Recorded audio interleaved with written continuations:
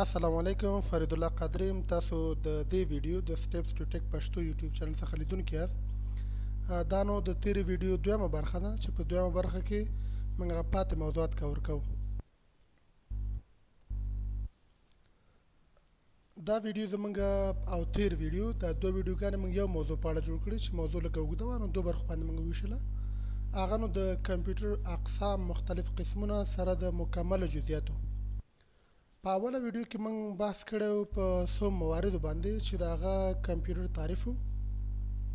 د کمپیوټر ځینې کټګوریانو باندې موږ بحث وکړ چې هغه انالاګ او ډیجیټل هایبریډ دا موږ ویل. د ترڅنګ کمپیوټر ټایپونه یا قسمونه نظر استعمال ته چې هغه کې موږ جنرال پرپز کمپیوټر او امبیډډ یا سپیشل موږ ویل او ویریبل کمپیوټرز موږ هم ویل.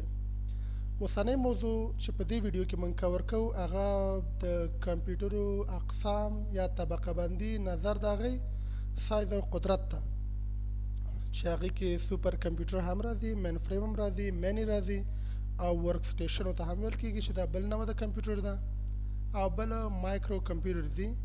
او د ټولې ویډیو موږ خلاصه هم لرو، د ترڅنګ یو کویز موږ هم لرو.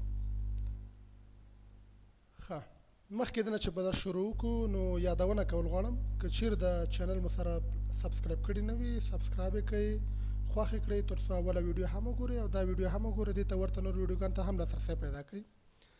اوس راځو موضوع ته. تاسو په دې باندې بهتره پوهیږئ چې کمپیوټرونه د دې نسلونو ته په کتو باندې چې د اول نسل نه شروع تر شپږم پورې رسیږي په مختلفو سایزونو او په مختلفو قابلیتونو لرونکي دوی دي چې سایز تقریبا ډیر زیات غټ وي، تقریبا د یو اطاق امره وي، د یو بلډینګ امره و. بیا دا ورو ورو سایز کوچنی شو، تقریبا لیپټاپ او یا هینډ هیلډ ډیوایس سایز راورسېد چې هغې ته موږ موبایل هم ویلی شو. یعنې موبایل یو داسې نمونه ده چې مثال لاس کې موږ کولی شو استفاده ترې وکړو. یعنې کمپیوټر وخت په تېرېدو سره سایز یې کوچنی کېده او په همدې شکل قابلیت یې زیاتېده. اول وختو کې کمپیوټر سایز ډېر زیات و، قابلیت یې کم و. دا څومره چې کار پرې شوی دی، پرمختګ پکې رامنځته شوی، نتیجه یې دا شوې چې سایز یې کوچنی شوی مګر په قابلیت او پرفورمنس کې زیاتوالی راغلی.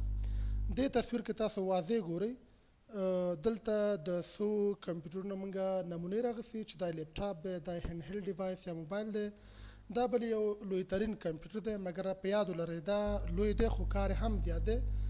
تاسو دا د اول جنریشن کمپیوټر ته خیال ونه کړئ چې هغې سایز تقریبا د بلډینګ امره و یا حتی یو اطاق و خو کارکردګي کمه وه، مګر دا سوپر کمپیوټر ورته ویل کېږي چې دا فوق العاده زیات کار کوي. نو انشاءالله د دې لیکچر په راروان ویډیو کې به سره تعقیب کوئ، ویډیو تر اخره وګورئ. لکه یادونه مې وکړه سوپر کمپیوټرز دا نو تر ټولو نه لوی ترین، تیز ترین او تر ټولو نه قیمت ترین کمپیوټر دی چې نن سبا نړۍ کې شتون لري. یعنې کارونه هم فوق العاده لوی لوی کارونه ترسره کوي، تیزوالی فوق العاده تقریبا ډېر زیات سرعت لري او ډېر لوی لوی کارونه پرې ترسره کوي او قیمت یې هم تر ټولو نه زیاتترین قیمت دی. نو که پوښتنه وشي تر ټولو نه لوی ترین، تیز ترین او قیمت ترین کمپیوټر کوم دی، نو جواب کې به تاسو ته سوپر کمپیوټر یادونه وکړئ. دا موږ داسې ویلی شو چې دا کمپیوټر یعنې سوپر کمپیوټر دا توانایي د 100 الا 1000 یا دې څخه د زیاتو کمپیوټرونو قابلیت لري. یعنې هدف دا که د 1000 نه زیات کمپیوټر سره یو ځای شي هغه قابلیت چې وسنجه نو په همزمان په یو ټیم کې نو دا سوپر کمپیوټر د هغې څخه هم زیات قدرت لري. نو دې نه معلومیږي چې دا پر قدرت ترین کمپیوټر ده په نړۍ کې. نو پوښتنه دا رامنځته کېږي چې دا ډول کمپیوټرونه چې زیات تیز هم دي، سایز هم غټ دی او قیمت هم دي، دا کم ځایونو کې استعمالیږي. نو دا خاص ډېر بله ډیزاین شوي د ځانګړو اهدافو لپاره چې هغې کې موږ کمپلیکس محاسبې یعنې ډېر پیچیده محاسبات وي یا علمي تحقیقونه وي او په همدې شکل د هوا د فورکاسټنګ لپاره یا ویدر فورکاسټنګ ورته وایي د هوا پیشبیني چې کوي، یعنې دا په عادي کمپیوټرونو سیستم په استعمال سره نه کېږي. په همدې شکل موږ هستوي انرژي په اړه چې ریسرچ تحقیقات ترسره کېږي او نور جیولوژیکي ډیټا انالایز کول لپاره یا د ډیټا راټولولو لپاره. نو یو مثال به زه بل یادونه وکړم د ځمکې لاندې د کانونو د هغې سروې، د هغې تخمین او اندازې لپاره موږ هم کولی شو استفاده وکړو. نو تقریبا د لویو برنامو لپاره د کمپیوټر نه استفاده کیږي. نو نوم نه معلومیږي سوپر کمپیوټر او دا سپیشل پرپز لپاره استعمالیږي، یعنی د عام وګړي د استعمال وړ نه ده، ځانګړي هدف لپاره په ځانګړي حالاتو کې استفاده کیږي. یو بل یادونه من کوو، یو نوی کمپیوټر سوپر کمپیوټر چې په 2023 کې د یو اس ډپارټمنټ اف انرژي لخوا رامنځته شوی، هغه نو یو د نړۍ لوی ترین سوپر کمپیوټر ده چې د ارورا په نامه یادېږي. قیمت تقریبا 1500 میلیونه ډالر ته رسیږي. نو تاسو په تصویر کې ګورئ، دا نو د امریکا هیواد لخوا رامنځته شوی په دې نږدې وخت کې، یعنی په همدې کال کې رامنځته شوی. قیمت 1500 میلیونه ته رسیږي. نو دا نو قیمت ترین کمپیوټر ده. بله برخه نظر سایز ته، نظر قدرت ته، چې د سوپر کمپیوټرونه په دویمه کټګورۍ کې راځي، هغې ته مین فریم کمپیوټر ویل کېږي. مین فریم کمپیوټر دا نو هم لوی ترین کمپیوټر دی. تقریبا د دې که سایز له لحاظه موږ دا وڅېړو 2000 الا 10000 فوټ مربع کې دا سیستمونه شتون لري او ډېر قوي ترین کمپیوټر دی. خاص ډول دا یو د لوی ادارو لخوا نه استعمالیږي. خو بیا هم یادونه کوم چې د سوپر کمپیوټرونه د قدرت او بیه کې کموالی راځي او هغه ابیلیټي هم لږ کمه ده، یعنی سوپر کمپیوټر تر ټول نه اول درجه کې راځي، دا په دویمه کټګورۍ کې راځي. او موږ ورته ویلی شو چې دا کمپیوټرونه یادونه کول ضرور بولم، چې مثال دا په ځانګړي ځایونو کې کولی شو موږ د دې ساتنه وکړو، یعنی هر ځای کې نه شو ساتلی، په ځانګړي شرایطو کې ځانګړي ځای کې د ساتنه کېږي چې هغې ته موږ سرور روم ویلی شو. او یوزران چې دې نه استفاده کوي همزمان ډول کولی شي ریموټلی، معنا فزیکي بل ته شتون نه لري، یعنی لرې ساحې نه دوی کولی شي دې ته لاسرسی پیدا کړي او خپل کارونه پرې ترسره کړي. خو مګر که سوپر کمپیوټر دی، مین فریم دی او دې ته ورته نور کمپیوټرونه، دا یو ځانګړي اطاق کې ځانګړو شرایطو لاندې چې امنیتي تدابیرو ته نیول شوي دا ساتل کېږي، ځکه زیات مهم دی. تقریبا د یو ارګان ټوله ډیټا په همدې کې ساتل کېږي. او بله خبره د مین فریم په اړه هغه دا ده چې مین فریم په 1950 کلونو کې چې ډېر سرعت یې درلوده، ډېر کارونه به یې ترسره کوی شو، په هیوج اماونټ اف ډیټا پروسس کوی شو، تقریبا 23 بلیونه ټرانزیکشن په یو ورځ کې به دې کوی شو. او دا نو ډېر په دقت او سرعت سره به دې کار کوو، چې په دې قابلیت لرونکي کمپیوټر په 1950 کال کې رامنځته شو، چې دا قابلیت به یې درلودو چې 13 بلیونه ټرانزیکشنز په یو ورځ کې په ډېر چټکۍ او صحیح ډول به یې ترسره کولی شو. نو اول ځل لپاره دا په 1950 کال کې رامنځته شو دا مین فریم کمپیوټر. بله برخه هغې ته مینی کمپیوټر ویل کېږي. دا نو په درېیمه کټګورۍ کې راځي، د سوپر او د مین فریم نه ښکته په درېیمه کټګورۍ کې مینی کمپیوټر راځي. دا نو دې ته میډ سایز کمپیوټرز ویل کېږي، لارجر دین مایکرو کمپیوټرز بټ سمالر دین مین فریم. د مایکرو کمپیوټر نه لوی کمپیوټرونه دي او مګر د مین فریم نه کوچني دي، معنا دا متوسط سایز کې راځي، ځکه میډ سایز کمپیوټر ورته ویل کېږي. مایکرو کمپیوټر کوم ته ویل کېږي، دا نو د ویډیو په آخر کې موږ یو لیکچر په دې هم لرو. ښه، مینی کمپیوټر these multi-processing systems are ideal for 5 to 300 people and are primarily used in small businesses, college research lab and hospitals. هدف دا ده دا چې مینی کمپیوټر ته ویل کېږي دا میډ سایز دی، د مین فریم نه ښکته دی. دا نو ظرفیت یا قابلیت د دې لري چې د 15 الا 300 یوزران همزمان په دې باندې کار وکړي. نو دا په واړو تجارتونو، کاروبارونو یا په کالج په سویه باندې یا پوهنتون سویه موږ ته وایو، ریسرچ لیبونو کې او په همدې شکل هسپتالونو کې د وړوکي ارګان له خوا نه دا کېدای شي استعمال شي. او ظرفیت عین وخت کې د 15 الا 300 یوزران ډالر چې سپورټ د دې یوزران لري. او که دې څخه مثال زیات ضرورت وي نو مجبور موږ مین فریم نه به استفاده وکړو. بل نوع د کمپیوټرو هغې ته ورک سټیشن کمپیوټرز ویل کېږي. تاسو به په دې پوه یاستئ چې ځینې هغه کارونه چې ځانګړي کارونه وي هغې لپاره داسې لیپټاپ ته ضرورت دی یا داسې کمپیوټر ته ضرورت دی چې هغه ځانګړي قابلیت ولري.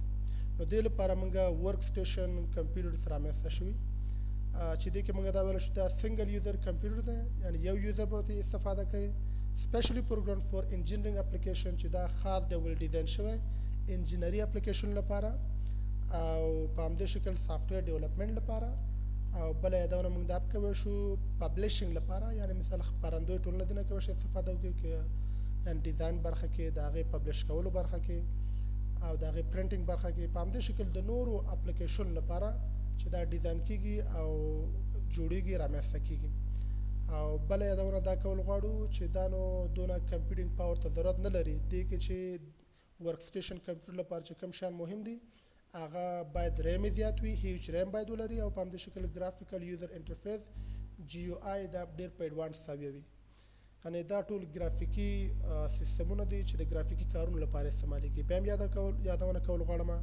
ورک سټیشن کمپیوټرونه چې دي دا سنګل یوزر یې کاروي مګر پر قدرته دي کارکردګي دا ده چې د انجینري اپلیکیشنو د ډیولپمنټ لپاره یا د هغې اپلیکیشنو د استعمال لپاره او سافټویر ډیولپمنټ لپاره پبلیشنګ لپاره دې شیانو لپاره موږ کولی شو دې نه استفاده وکړو های کمپیوټینګ پاور ته ضرورت نه لري فقط ځینې خصوصیات چې دا لري ایډوانس فیچر باید پکې شتون لري هغه د ګرافیکس برخه کې په همدې شکل ریم باید ډېر وي او بله خبره د جی یو آی ده ګرافیکل یوزر انټرفیس به ډېر منظم او ښه وي نو دې ډول کمپیوټر ته موږ ورک سټیشن کمپیوټرز ویلی شو بله برخه نو هغه د مین فریم کمپیوټر چې موږ ولوست هغې نه وروسته به موږ میني ولوست میني کې موږ یادونه وکړه چې هغه د مایکرو نه لوی کمپیوټر دی نو مایکرو کمپیوټر کوم کمپیوټر ته ویل کېږي نو تاسو به تصویرونو کې هم ګورئ مایکرو کمپیوټرز آر د سمالست اینډ موست پاپولر کمپیوټر ټایپس نو مایکرو کمپیوټر چې دی دا تر ټولو نه کوچني ترین او تر ټولو نه مشهور ترین کمپیوټر دی او دا جنرال پرپز کمپیوټر دی معنا تر ټولو نه کوچني ترین کمپیوټر هغې ته مایکرو کمپیوټر ویل کېږي د عکسونو کې تاسو ګورئ مختلف عکسونه که ډیسکټاپ دی که لیپټاپ دی که ټابلیټ دی که موبایل دی دا ټول مایکرو کمپیوټر ته موږ ویلی شو چې دا نو د سایز له مخې تر ټولو نه کوچنی ترین کمپیوټر همدا دی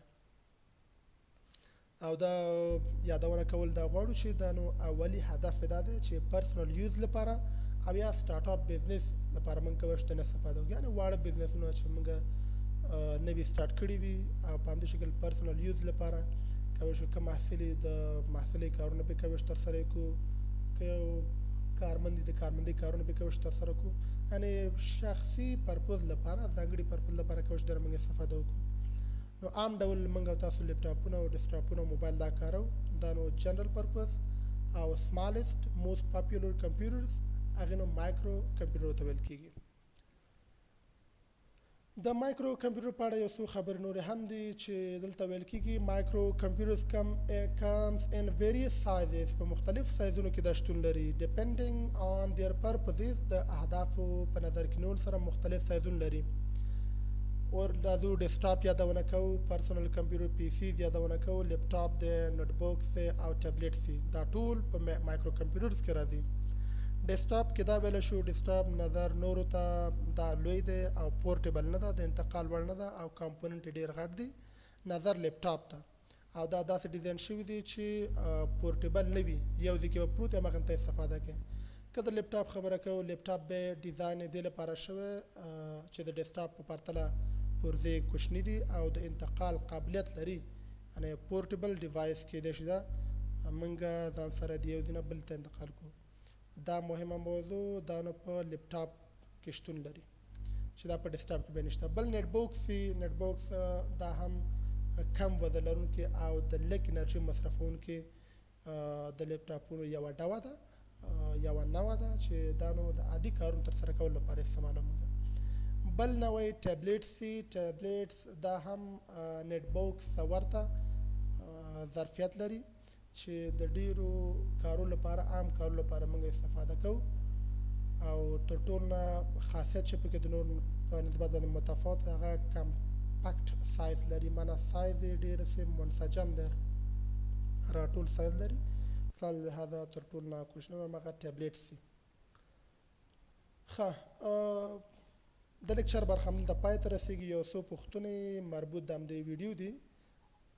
اوله پوښتنه دا ده tablets are related to the many computers, supercomputers, A is correct or microcomputer.